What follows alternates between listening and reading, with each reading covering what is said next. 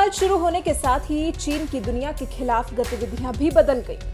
वो अपनी कथनी और करनी में फर्क को खुलेआम सबके सामने लाने लगा। एहसास कराने लगा कि कोई भी चीन के साथ कितना ही अच्छा क्यों ना हो जाए, चीन आखिर में छुरा भोंकने का ही काम करेगा। जो उसने करना शुरू किया तो उन देशों ने भी चीन से कन्नी काट ली जो अमेरिका को खुद से दूर कर चीन के साथ खड़े नजर आते थे। फिर चाहे वो ऑस्ट्रेलिया हो, कनाडा हो, न्यूजीलैंड हो या फिर ब्रिटेन, सभी चीन के मोहजाल में फंस चुके थे। लेकिन कोविड के बाद अब हालात पूरी तरह उलट चुके हैं। ऑस्ट्रेलिया, ब्रिटेन, कनाडा, न्यूजीलैंड जैसे देश अब चीन का साझेदार बने रहने से कतरा रहे हैं और खुद को अमेरिका के साथ खड़ा देखने के इच्छुक दिखाई दे रहे हैं। शुरुआत ऑस्ट्रेलिया से करें तो 5 साल पहले ऑस्ट्रेलिया ने अमेरिका से नाता तोड़ा था और चीन के कहे पर एशियन इंफ्रास्ट्रक्चर इन्वेस्टमेंट बैंक में शामिल होने का फैसला लिया था। कीमत थी ऑस्ट्रेलिया ने चीन के साथ फ्री ट्रेड एग्रीमेंट किया था।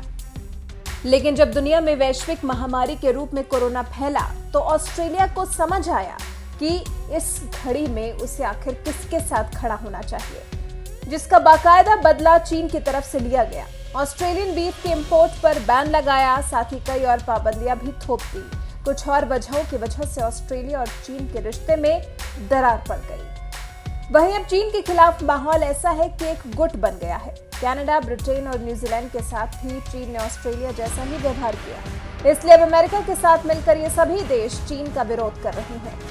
5G नेटवर्क्स में हुआवे इक्विपमेंट्स के इस्तेमाल को रोकना, यूनिवर्सिटीज का चीन से पैसा लेकर कन्फ्यूशियस इंस्टीट्यूट्स को बुलाना, जिनजियांग में मानवाधिकार का उल्लंघन, हांगकांग में सरकारी उत्पीड़न और दक्षिण चीन सागर में चीनी सेना की बढ़ी हिम्मत, ये सभी वो बातें हैं जिनकी वजह से अब पश्चिम के देश चीन के साथ खड़े न होकर अमेरिका के साथ खड़े नजर आ रहे हैं। अब तैयारी ऐसी है कि चीन के खिलाफ कड़ा एक्शन लिया जाएगा। दिसंबर 2018 से हुआवे के चीफ फाइनेंशियल ऑफिसर मेंग वांझू का हिरासत में लिया जाना, जिसके बदले में कनाडा के कारोबारियों को उठा लेना।